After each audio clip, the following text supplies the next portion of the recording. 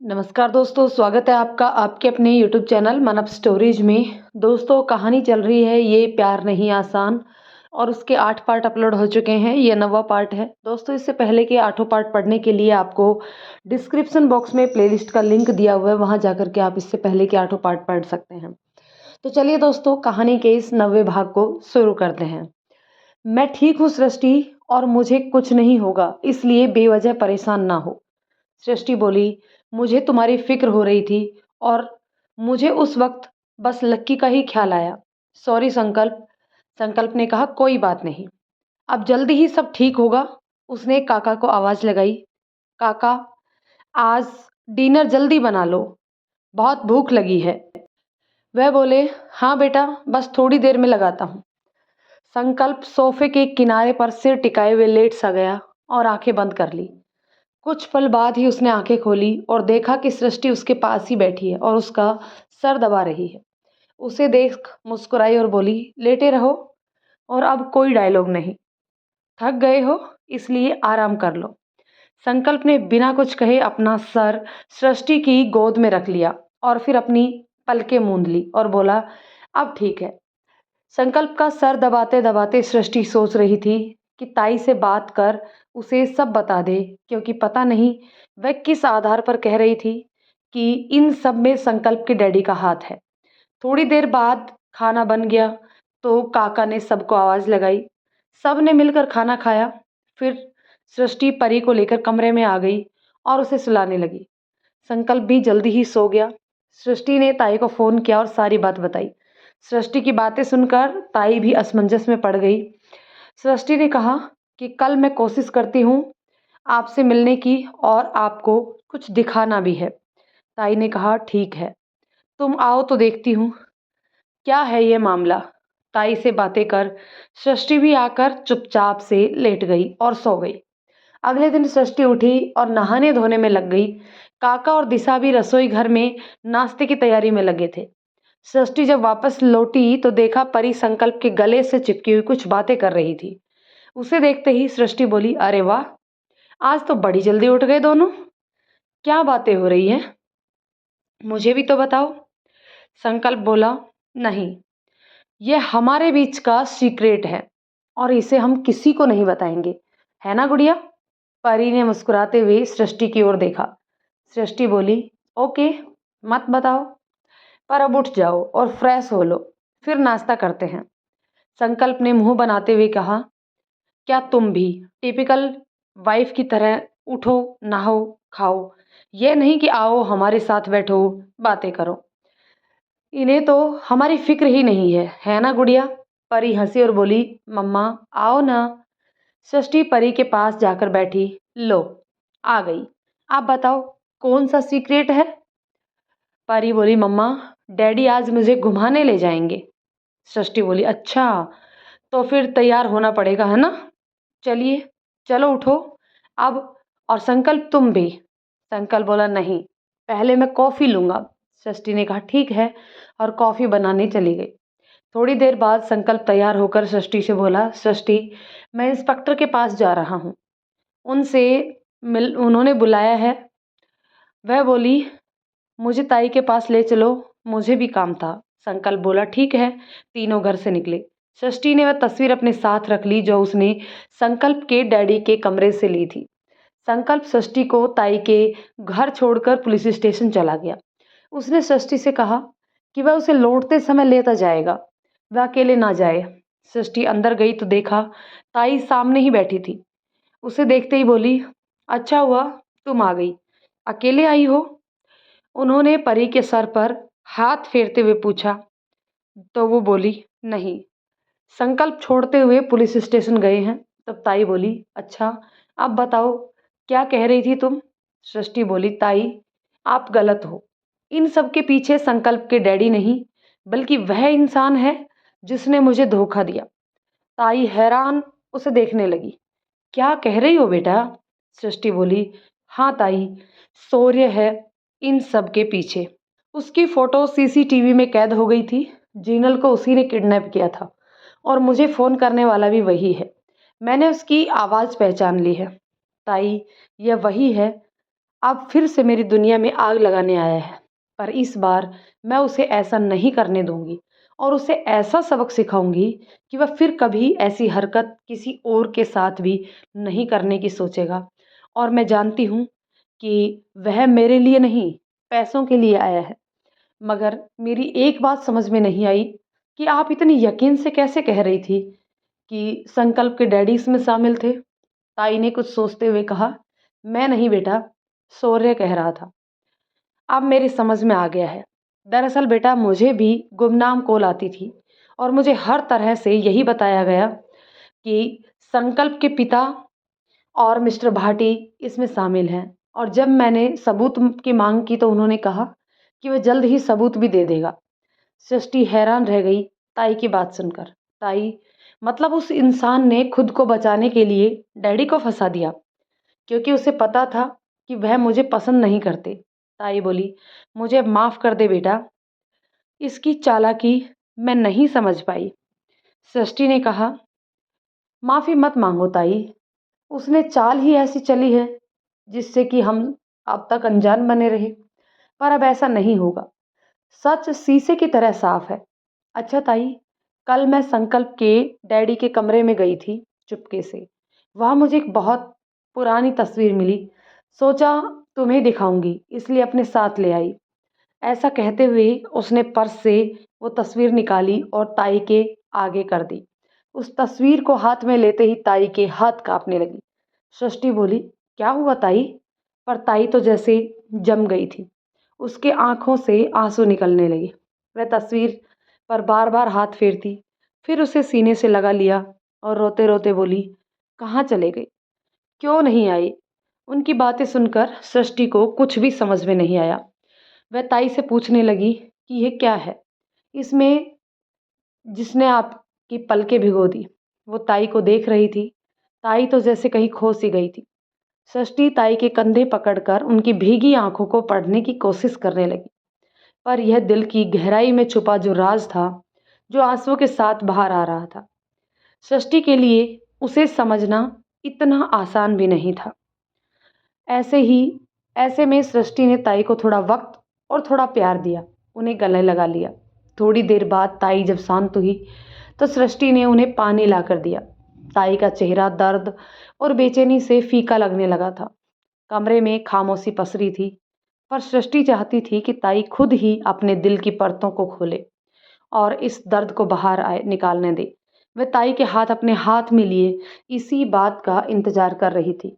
ताई ने थोड़ा वक्त लिया, पर अब शायद तैयार थी वो। इसलिए सृष्टि को देखा। सृष्टि ने पलकें झपकाई और उन्हें विश्वास जताया कि वह उन्हें समझेगी। ताई ने सृष्टि को देखा, फिर उस तस्वीर को देखा। उस तस्वीर में कई लोग थे। उनमें से एक पर अपनी उंगली रखते हुए यह जितेंद्र कांपते होठों से बड़ी मुश्किल से बोल पाई, जितेंद्र। यह सुनकर सृष्टि चौंकी। ये? ताई बोली, हाँ बेटा, ये।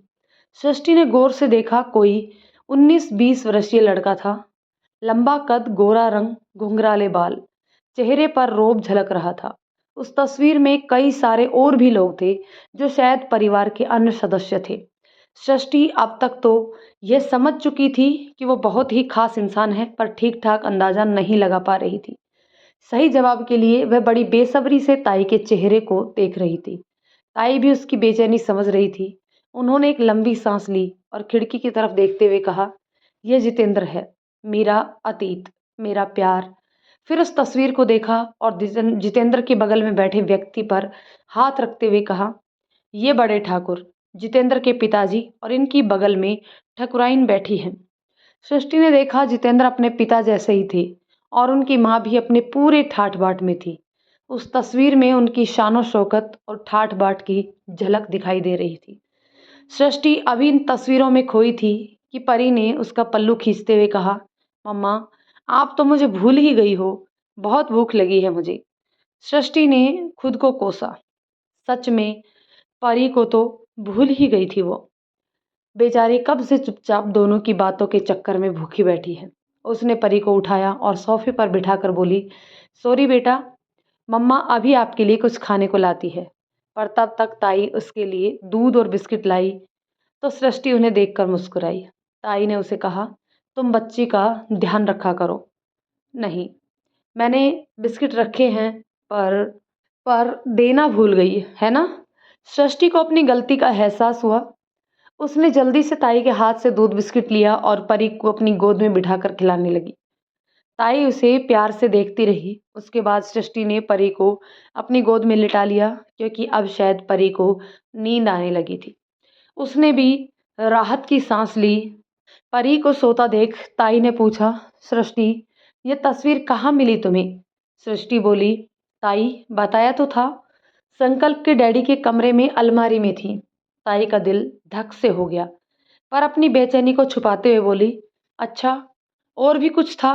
सृष्टि ने जैसे याद करते हुए कहा, हाँ, एक और तस्वीर थी जिसमें संकल्प के डैडी और शायद मम्मी थी, और एक रंग बिरंगी दरी भी थी जो बहुत खूबसूरत थी। मेरा तो मन किया ले लूं, पर डर के मारे हिम्मत ना पड़ी, इसलिए उसे वापस वहीं रख दी। दरी का जिक्र आते ही ताई की आंखों में चमक, हैरानी, आशा, निराशा और जाने कितनी तस्वीरें आने लगी। एक ख्याल, एक यकीन उनके दिल में दस्तक देने लगा। सृष्टि ने उन्हें झिंझोड़ा, ताई, ताई, क्या हुआ? मुझे तो समझ नहीं आ रहा, ना ही अब रुका जा रहा है। प्लीज आप साफ साफ कहो ना। सृष्टि बेटे, तुम खुद समझो जरा।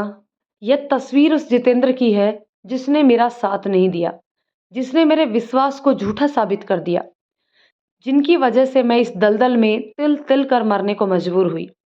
और उस इंसान की तस्वीर संकल्प के डैडी के पास, और तुम किसी दरी के बारे में भी बता रही थी। भला इतना बड़ा आदमी ऐसी चीज को क्या करेगा? क्यों उसे संभाल कर तिजोरी में रखेगा? और तुम्हें याद होगा, मैंने बताया था कि मेरी माँ दरी बनाया करती थी और ठाकुर साहब के घर देने जाती थी। तुम ही सोचो सृष्टि, यह सामान और तस्वीर उनके पास क्या कर रही है?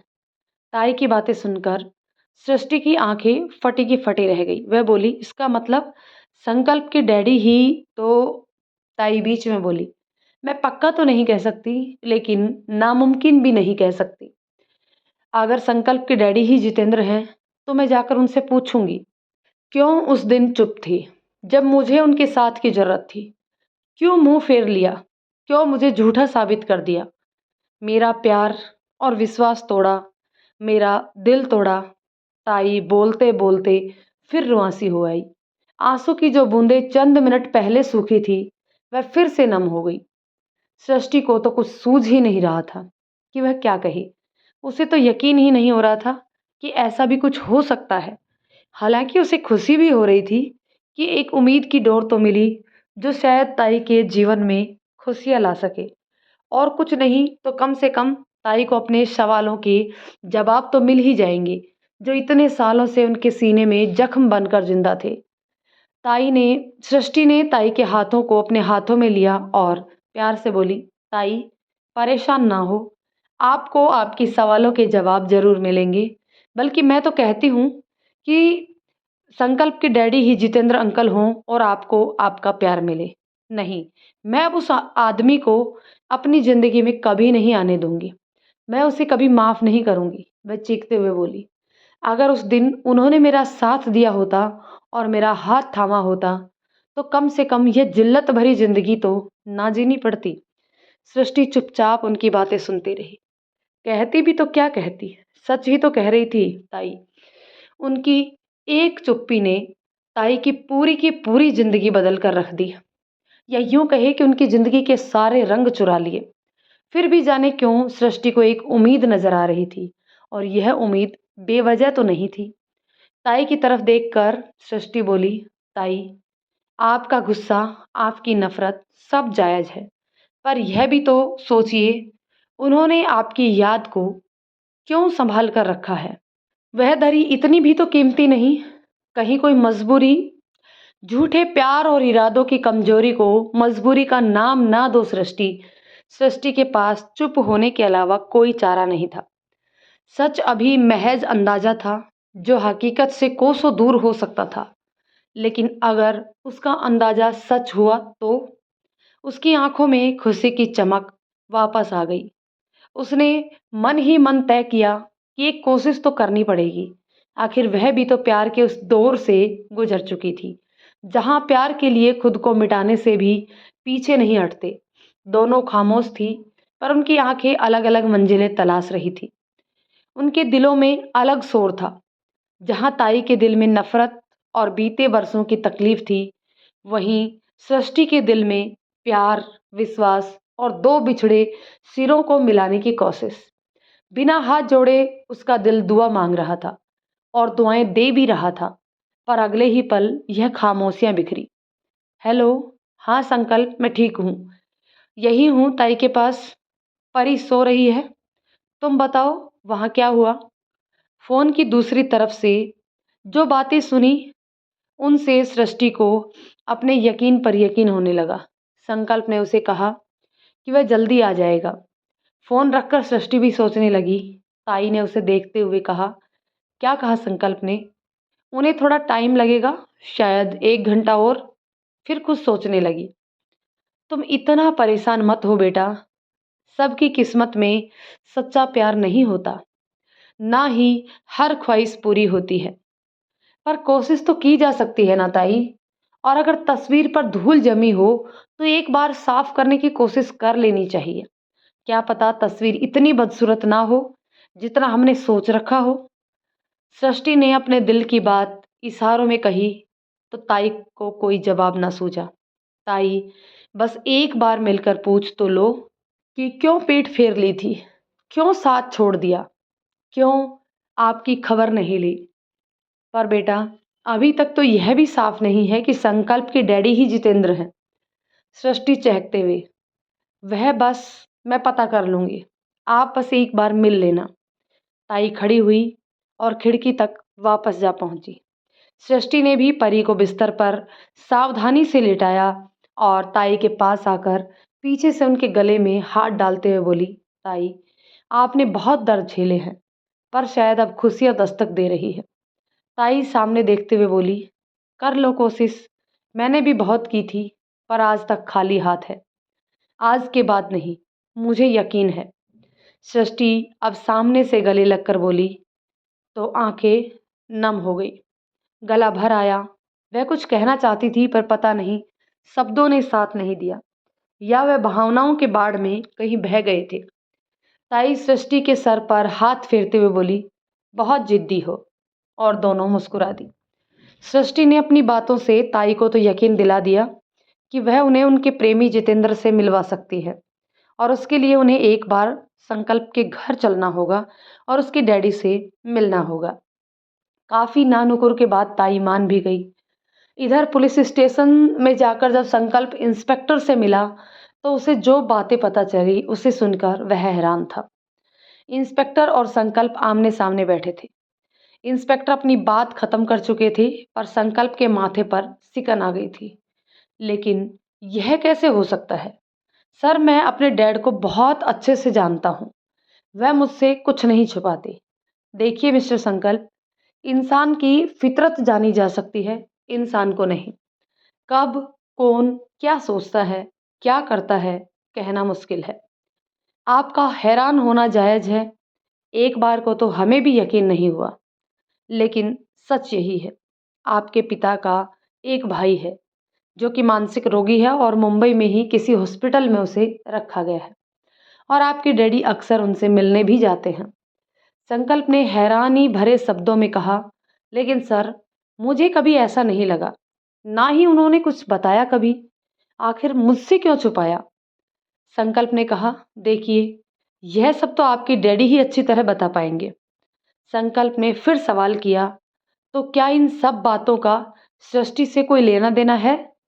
इंस्पेक्टर बोले, सीधे तौर पर तो कुछ भी नहीं नजर आता। सृष्टि की परेशान करने वाला तो कोई और शख्स है। हाँ, यह देखना है कि इस शख्स का आपके डैडी से कोई कनेक्शन है कि नहीं, और यह सब हम जल्दी ही पता भी लगा लेंगे। संकल्प कुछ देर तक खामोश रहा। वह सोचने लगा कि डैडी ने इतनी बड़ी बात मुझसे छुपाई, और तो और काका ने भी कभी कुछ नहीं कहा। मगर क्यों? ऐसी क्या बात है जो वह सब मुझसे छुपा रहे हैं? इंस्पेक्टर ने कहा, तो मिस्टर संकल्प, क्या सोचा आपने? आप खुद पूछेंगे या हम अपने तरीके से पूछे? तभी सारी बात साफ हो पाएगी।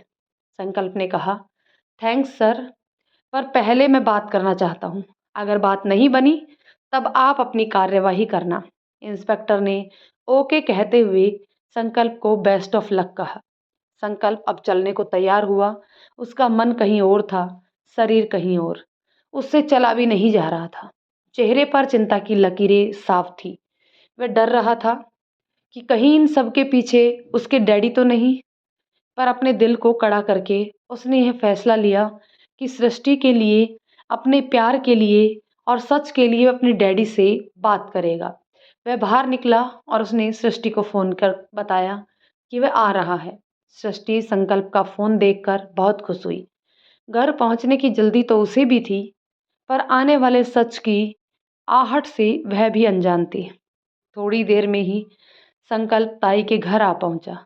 उसने हॉर्न बजाया तो सृष्टि बाहर निकली। संकल्प ने कहा कि परी को ले आओ, घर चलना है। संकल्प के हाव भाव देखकर सृष्टि समझ गई कि कुछ तो ऐसा हुआ है जो ठीक नहीं है, पर उसने कुछ कहा नहीं और परी को गोद में उठाकर बाहर आई और उसे गाड़ी में लेटाया। ताई भी उसके पीछे पीछे चली आई। सृष्टि ने उसे गले लगाकर उनसे विदा ली। संकल्प ने भी गाड़ी में से ही उन्हें हाथ हिलाकर अभिवादन किया तो ताई ने दोनों को आशीर्वाद देते हुए विदा किया। संकल्प खामोशी से गाड़ी चला रहा था। सृष्टि ने एक दो बार पूछने की कोशिश भी की, पर संकल्प ने उसे टाल दिया। वह जल्दी से जल्दी घर पहुंचकर डैडी से बात करना चाहता था। थोड़ी ही देर में संकल्प और सृष्टि घर पहुंचे। सृष्टि ने परी को धीरे से उठाया और अंदर आई। उसने सृष्टि को बिस्तर पर लेटाया। इतने में ही दिशा आ गई। आ गई दीदी, बहुत देर लगा दी। सृष्टि ने कहा, हाँ थोड़ी देर हो गई। काका कहाँ है? यही है, संकल्प भैया को पानी देने जा रहे हैं। कुछ परेशान लग रहे हैं भैया। सृष्टि बोली, हाँ लग तो रहे हैं, लेकिन पता नहीं क्या बात है, कुछ बताया भी नहीं। सृष्टि ने दिशा को चाय बनाने के लिए कहा तो वह वापस किचन में चली गई और चाय बनाने लग गई। संकल्प ने अपनी टाई ढीली की और सोफे पर पसरते हुए काका से पूछा, काका डैडी आए? काका ने कहा, अभी तो नहीं आए। संकल्प ने आंखें बंद की और वहीं पड़ा रहा। थोड़ी देर में काका संकल्प की कॉफ़ी लेकर आए तो संकल्प ने उनसे कहा, काका आप हमारे यहाँ कब से हैं? काका ने अटकते हुए कहा, क्या बात है बेटा? कुछ नहीं, आप डैडी के साथ कब से हैं? तुम्हारे पिताजी की शादी से 2 महीने पहले ही बड़े साहब मुझे यहाँ लेकर आए थे।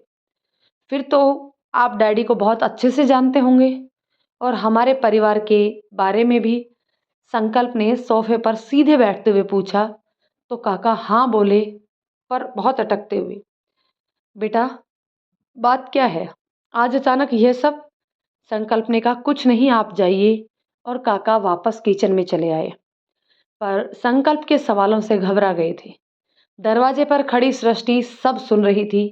काका के जाने के बाद वह संकल्प के पास आई और चुपचाप पीछे खड़ी होकर उसका सिर दबाने लगी। संकल्प ने उसका हाथ पकड़कर अपने गले तक खींच लिया, जिससे सृष्टि का चेहरा संकल्प के कानों तक आ गया। संकल्प ने आंखें बंद किए ही कहा, मैं ठीक हूँ, परेशान मत हो तुम। सृष्टि संकल्प के पास आकर बैठते हुए बोली, लग तो नहीं रहा। उसने नाराजगी वाली शक्ल बनाते हुए कहा, संकल्प मुझे बताओ क्या बात है? कब से देख रही हूँ चुपचाप हो। इंस्पेक्टर ने क्या बताया? संकल्प मुझे बहुत घबराहट हो रही है। दोस्तों कहानी के इस पार्ट को अभी के लिए यही ख़त्म करते हैं। मिलते हैं एक और पार्ट में, जानते हैं कि आखिर क्या बात थी। तो चलिए दोस्तों, कहानी आपको कैसी लगी कमेंट करके ज़रूर बताइएगा। यदि पसंद आती है तो लाइक शेयर करें। चैनल पर नए हैं तो प्लीज़ चैनल को सब्सक्राइब जरूर कर लें। धन्यवाद दोस्तों।